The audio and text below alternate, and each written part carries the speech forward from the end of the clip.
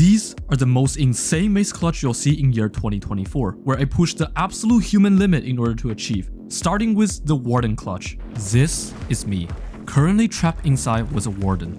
I have a mace that can only be used once and some other items that doesn't look very helpful other than the pearl. And the rule says I cannot break, place, or use anything until the Warden is fully locked onto me and I have to defeat it. This sounds like an impossible task because for the mace to work, I have to be falling when hitting the Warden. And even if I try to build up and use the wind charge to launch myself, I still can't defeat it because the mace will break instantly after the next use.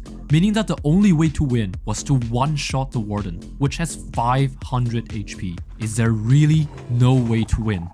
So in this version, you can use dispensers to shoot wind charge, and if you build a contraption like this with them all facing inward, it can launch you up very high. However, to build it, I need to first break a block below and stand inside to build so that they can face inward, or this happens.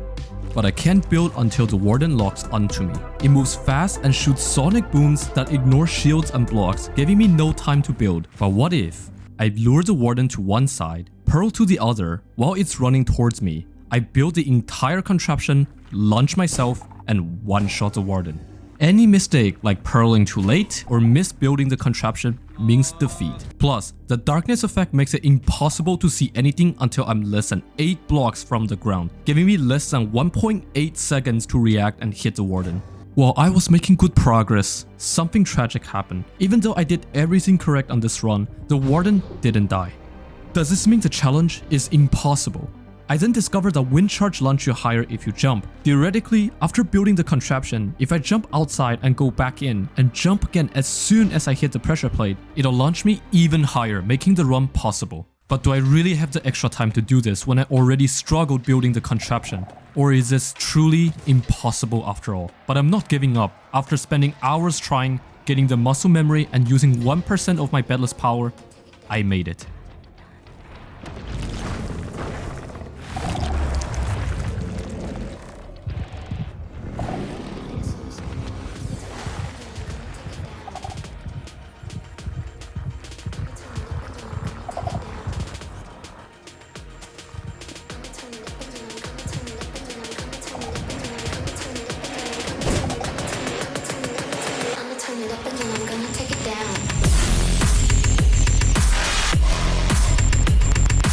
Disclaimer, this is not your average The Quevis video. Every clutch are done without slowing down the game or through the use of any cheats. I'm making most of the clutches in the video available to download in my Discord server so you can also attempt it yourself.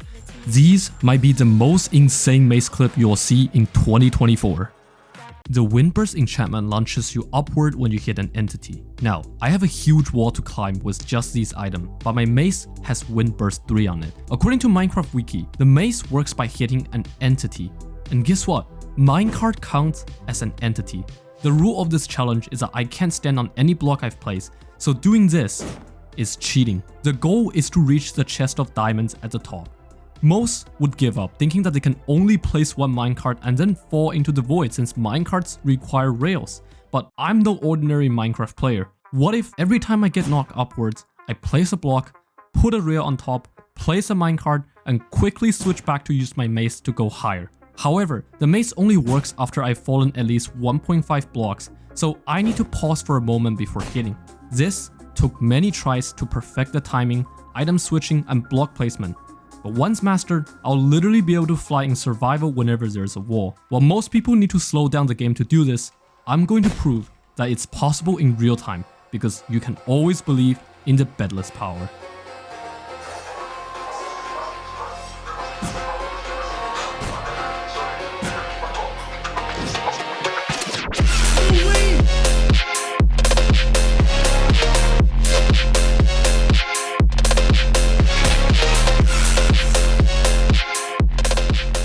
I'm clueless about this next challenge, so I'm in a void world and the only way out was to activate the ender portal where all my stuff is stored. Using the item I have and with the wind charge boost, I'm still far from reaching it. So you're saying I have to somehow get up here, put all the Eye of Enders in the portal frame. How is this humanly possible?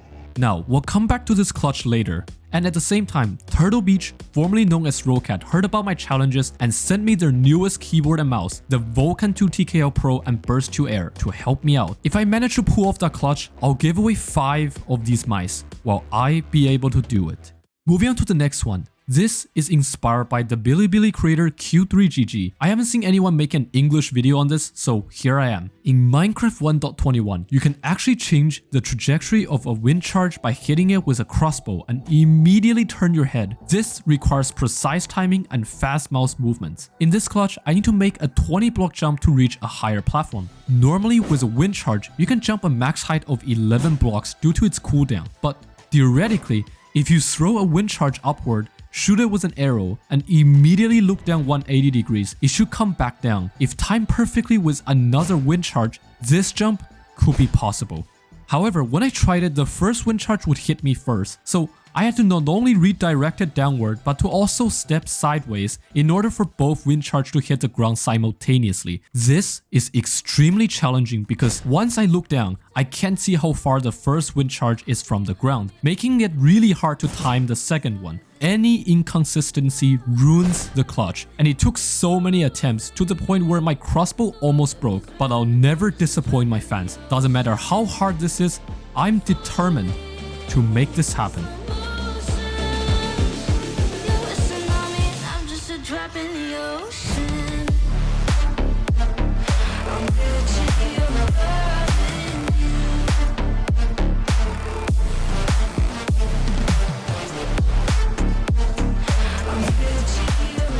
Oh my god, GG, dude. I'm trapped above a pool of lava with no blocks to escape. To survive, I need to get to the top and go through the nether portal. Knowing how the maze work, you might think I could use a cow spawn egg and mace to go up, but there's more to it. I have a flint and steel, but no obsidian, and I can only stand on copper and obsidian blocks. And that's not all. If I stand on obsidian for more than a second, a command will kill my Minecraft character, unless I activate the nether portal. In other words, I have to finish the portal in under a second to survive. For those who don't know, mining an ender chest with a pickaxe without soak touch drops 8 obsidians, which is exactly what we need for the portal. Putting the pieces together, after the first jump, mine the ender chest midair, catch the falling obsidian, place another cow, and smash the cow to go up again. And then comes the hardest part, using the obsidian I just got and finish the portal in just under a second and lighting it up.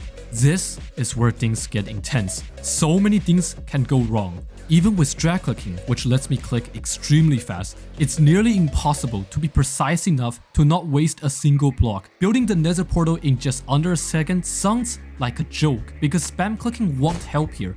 You need real skill and speed. This isn't your everyday Minecraft challenge, but I'm no genius at the game. I'm far from Technoblade's PvP skills, Dugal's bridging skills, Mumbo Jumbo's redstone skills. I'm just an average guy who loves Minecraft that wants to push the limit of what's possible. I may never reach the height of those other YouTubers from my lack of talent, but as they all say, practice makes perfect. This is something I absolutely want to achieve. There are plenty of cheats and methods that can do this clutch easily, but I refuse to be a cheater. Anyone could do this at 10% game speed. But where's the fun in that? Do you really enjoy watching those fake clips? Or would you want to see some real skills?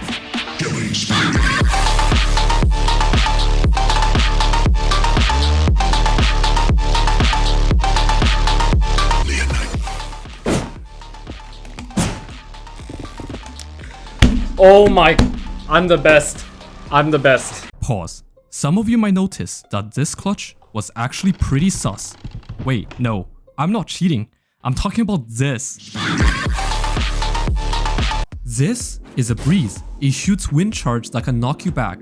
But this is a breeze with 0.01% of my bedless power. It shoots wind charge extremely fast, dealing even more knockback and harder to dodge. To warm up for the crazy clutch I previously mentioned, I'm on a glass platform with only 4 blocks of sand, and I need to get through these modified breezes to reach the other side. Many of you know sand isn't ideal for bridging because it falls in just 1 tick, which is 50 milliseconds after being placed. Some of you might remember when I did a 4 block sand extension by timing it perfectly to reach the end. However, That was in creative mode, which gave me 4.5 blocks of reach. This time there's an 8 block gap and I'm in survival mode, meaning I only have 3 blocks of reach, so the same strategy won't work. Even with a block placed in the middle, it still requires 2 4 block jumps. So how am I supposed to reach the other side with just 4 blocks of sand? Many of you know I've mastered a bridging technique called telly bridging. In theory, if I do a flat 4 block telly with sand, turn 180 degrees and make another jump, I might be able to make it. So I started trying.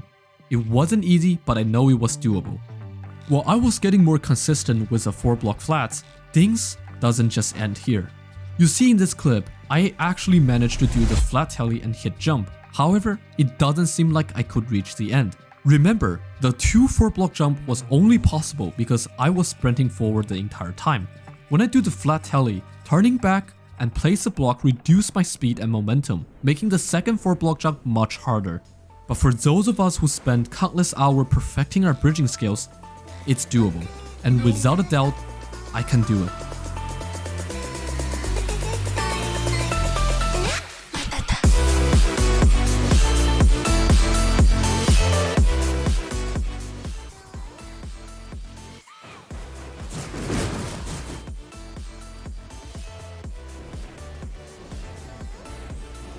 Finally, we've saved the best for last. This clutch might not be the most difficult in the video, but it involves some of the coolest mechanics introduced in Minecraft 1.21. Looking at the items, you might wonder what to do with the 9 blocks of wood and lead. Stacking up and using the wind charge won't reach the top, and I only have 1 heart left. This seemingly impossible challenge is actually quite simple, but you need to first understand a few things. First, by crouching, you lower the center of your hitbox. If you let go of crouch, press jump and immediately throw a wind charge below you, it gives you the maximum upward boost possible with a single wind charge. In version 1.21, you can use a lead on boats, and boats are actually also considered entities. Now, some of you might already have an answer. The 9 wooden planks were never meant to be used for stacking up.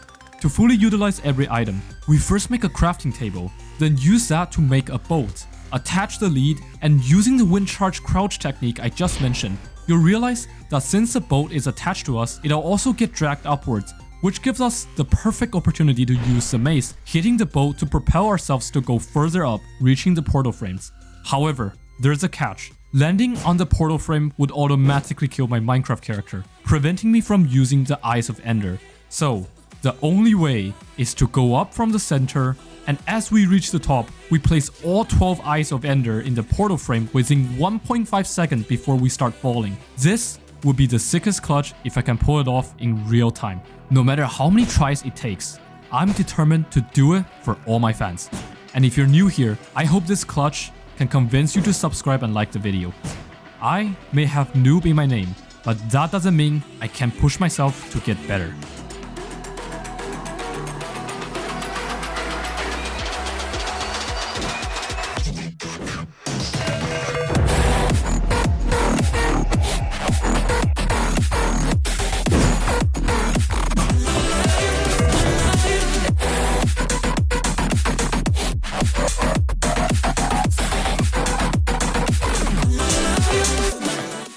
Since I did the clutch, I'm giving away 5 Burst to Air Mice. Again, the downloads to all the clutch maps are also in my Discord server.